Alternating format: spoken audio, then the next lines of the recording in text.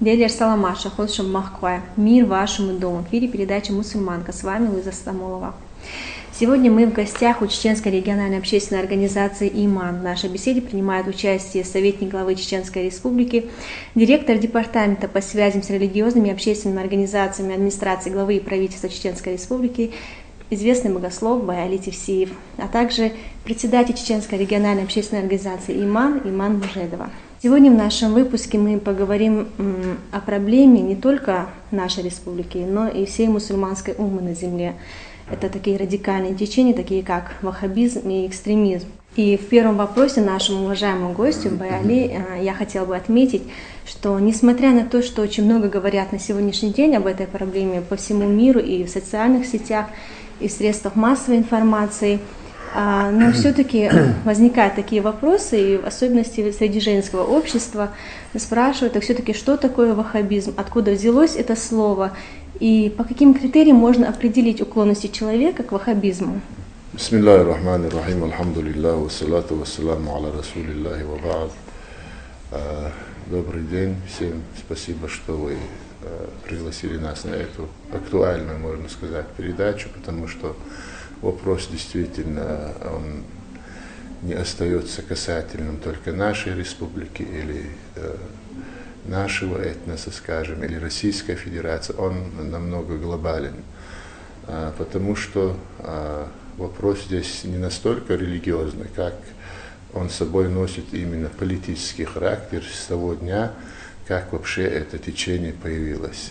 Появилось это течение в середине XVIII века, и именно определение этого течения является, что оно не является религиозным течением, а является именно политико-теократическим движением, которое изначально преследовало свои определенные политические цели. А политические цели, они, как мы знаем, особенно если религия, когда политизируется, она обязательно носит какой-то обособленный характер, и самоцелью такой политики всегда является достижение власти. Поэтому и появление вот этого движения, о котором мы сегодня будем говорить, которое называется ваххабизм, именно вот и было вот таким политическим движением, самоцелью которой являлось именно достижение власти. Самое оправданное собой, можно сказать, своим негативом и своей бесчеловечностью и своей алчностью, вот стало именно вот это движение, которое мы сегодня называем ваххабизм.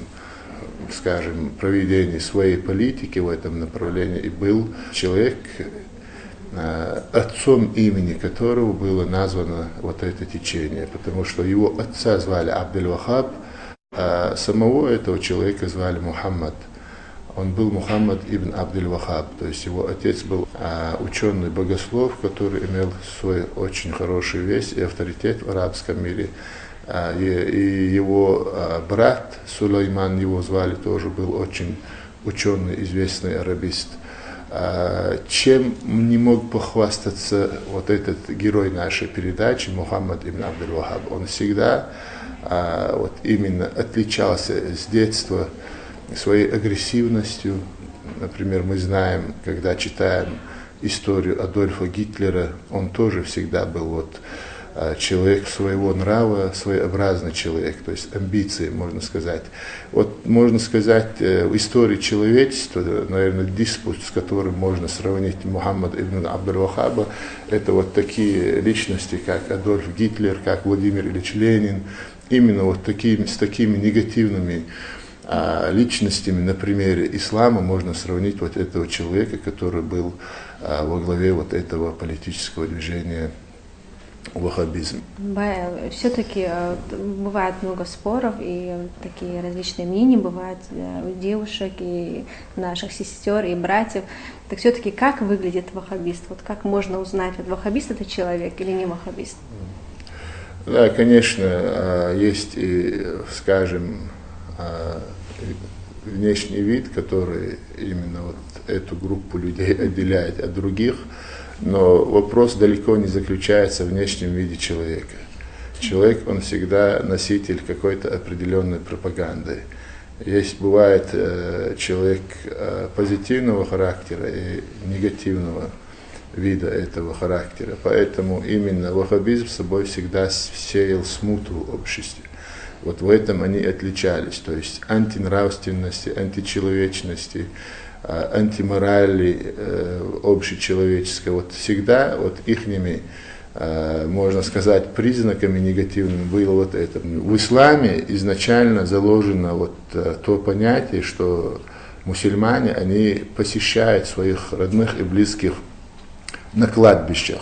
И особенно, если эти люди, они праведные, если они люди, приближенные к Всевышнему, или сподвижники нашего пророка, саллаллаху алейхи вассалям, в исламе это деяние, оно приветствуется.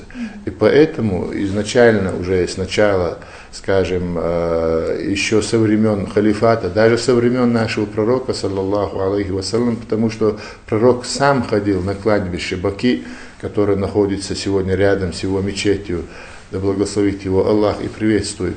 А пророк сам на своем примере показывал, что это сунна посещения наших усопших на кладбищах.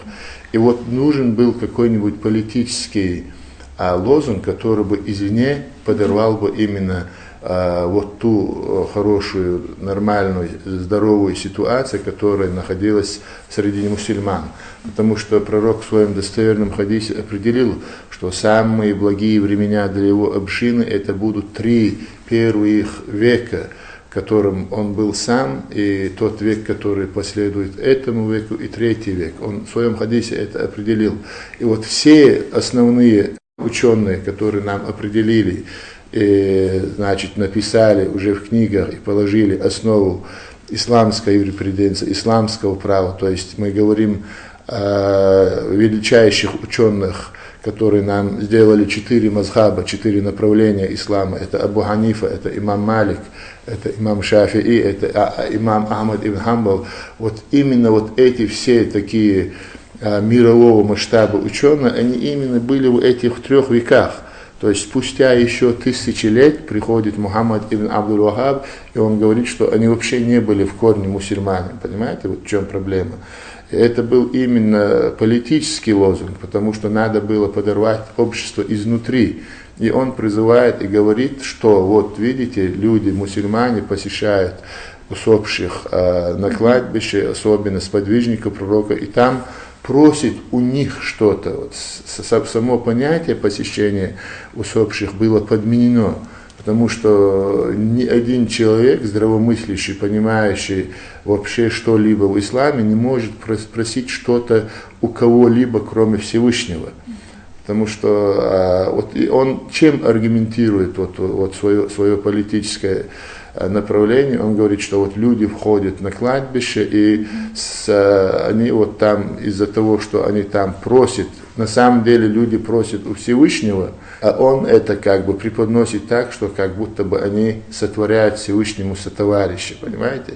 Вот этот политический лозунг, конечно, он не был воспринят в нормальных кругах общества, где царило знание об исламе, где были исламские богословы, ученые. Даже он не мог это свое мнение утвердить и провести перед своим братом Сулейманом, потому что он был ученый, или перед своим отцом. То есть его изгоняли, когда он начинал говорить насчет этой темы. Его всегда считали как бы нарушителем исламских прав. Его считали как невеждой в исламе. Он не был ученым, богословом. Иман, я знаю, что ваша организация уделяет особое внимание такой проблеме, как ваххабизм, и вы выезжаете в различные организации, учебные заведения, проводите беседы с девушками. На сегодняшний день какие профилактические работы вы проводите и какие у вас результаты? Ну, так как в основном наша работа она направлена на девушек, и, соответственно, вот во время встреч, бесед с девушками мы проводим различные профилактические работы, такие как семинары, тренинги, маленькие, небольшие такие интеллектуальные игры, в которых мы затрагиваем именно тему ваххабизма, терроризма. Почему, если возникает вопрос, почему вот с девушками обсуждается такая тема, то так как девушка, она как бы более подвластна влиянию, вот, ее легче переубедить, ввести в заблуждение, и именно с ними мы затрагиваем тему ваххабизма, терроризма и работаем на эту тему. Так как наша передача рассчитана на женскую аудиторию, не могу не поднять такую тему, как черный хиджаб. Очень много противоречий, я лично сама сталкивалась с такими спорами. Кто-то говорит, что это фарз, кто-то говорит, это сунна. Я, конечно, не имею исламского высшего образования, я по образованию журналист, но так как я работаю на исламском телевидении, я уже 5-й год изучаю, много читаю исламскую литературу, и я пыталась найти достоверную информацию, достоверный хадис по этому поводу, но я его так и не нашла, может, я не там ищу. Сегодня, как известный богослов Али, который практически всю свою жизнь посвятил изучению религии ислам, я хочу вам задать вопрос, чтобы наши сестры наконец-то поняли, донести до них, так все-таки фарз это или же сунна носить черные вещи женщин. Было бы логично с точки зрения ислама рассуждать, что ислам мог бы определить одежде определенный какой-то цвет. Например, у человека бывают разные психологические устрои. Хорошо, женщина-мусульманка. Она хочет носить исламскую одежду, она хочет одевать, как вы сказали, обязательную одежду в исламе, которая предусмотрена. Но у нее абсолютная антипатия по отношению к черному цвету. У нее появляется аллергия с точки зрения здоровья, если она одевает черный цвет. Что ей делать тогда? И Всевышний обязал ее, например, чтобы ее одеяние обязательно было черным. Ее обязал. Если Всевышний обязал человека, то это подлежит исполнению. Не обсуждается вопрос обязательности. Даже вот само понятие, что одеяние исламское, оно должно быть обязательно черным, даже не имеет логического подтекста, не говоря об исламском. Поэтому, конечно, нет.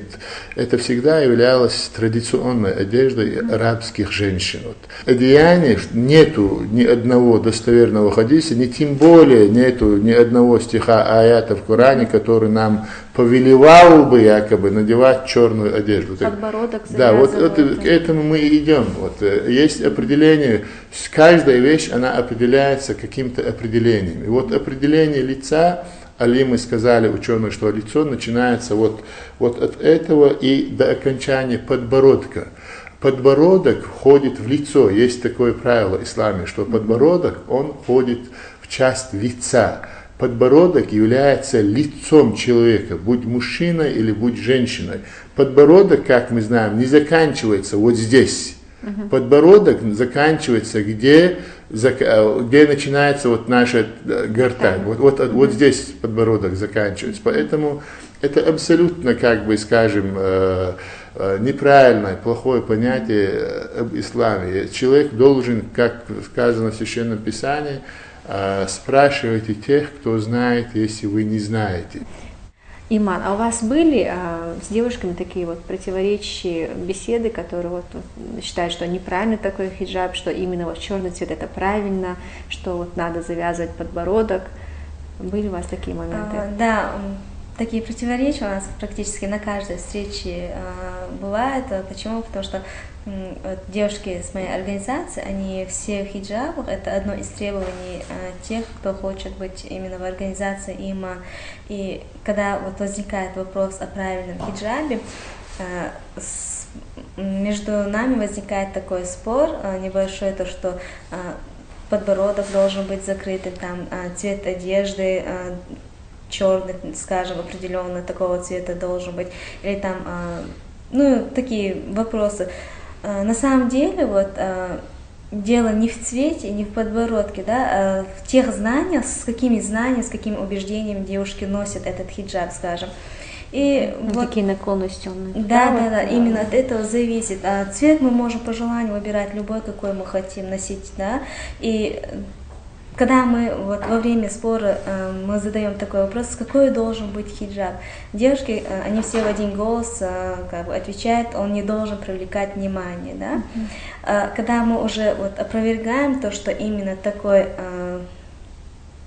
такая форма одежды, то есть закрытые подбородки, перчатки, черный цвет в нашей республике привлекает внимание, и когда мы приводим еще подобные факты, то что одежда, которая на них слишком длинная и как бы путается под ногами, да, подбирая всю грязь, пыль, которая на земле есть, и в этой одежде они как бы потом хотят совершить намаз, да, то, что это неправильно и противоречит. И после таких бесед у нас, пусть и не все девушки, но мы довольны тем результатом, который у нас бывает. Они опровергают то, что они подтверждают то, что они неправы, ошибаются, и потом приходят к нам эти девушки, вот с которыми мы провели беседы, да, скажем, и совсем недавно, вот месяц-полтора, когда у нас именно была затронута такая тема, пришла девушка, изъявила желание о том, что она хочет научиться красиво, правильно одеваться, так как полагается вот мусульманке. Вообще, я считаю, девушка, которая хочет быть незаметной, да, она не будет вступать в споры, доказывать свое, если она, опять-таки мы придем к тому, что насчет одежды, да, если она считает то, что правильно, если это действительно правильно, она будет тихо, молча соблюдать то, что это правильно, да. А девушки, которые хотят привлечь внимание на себя, они будут именно опираясь на свою одежду, вступать в споры и так далее, но при этом они не соблюдают. У некоторых девушек, если снять эти перчатки, на ногтях бывает лак. Мы знаем то, что если лак на ногтях, то омовение нельзя делать, да, неполное считается. Но своим внешним видом хотят показать, насколько сильный иман, а когда уже начинаешь копать вглубь, знаний практически и нет. Благодарю вас за участие в нашей программе, за такую увлекательную беседу, что нашли время, Дейрейс Хайлшон. Я думаю, что для наших сестер эта беседа принесет много пользы. И хотелось бы отметить, что благодаря нашему главе Рамзану Ахматовичу мы все больше убеждаемся, что в нашей республике не было и не будет места ваххабизму. Да, на этом я хотела бы завершить программу. Адыкёшу, мира вам и благословений Всевышнего.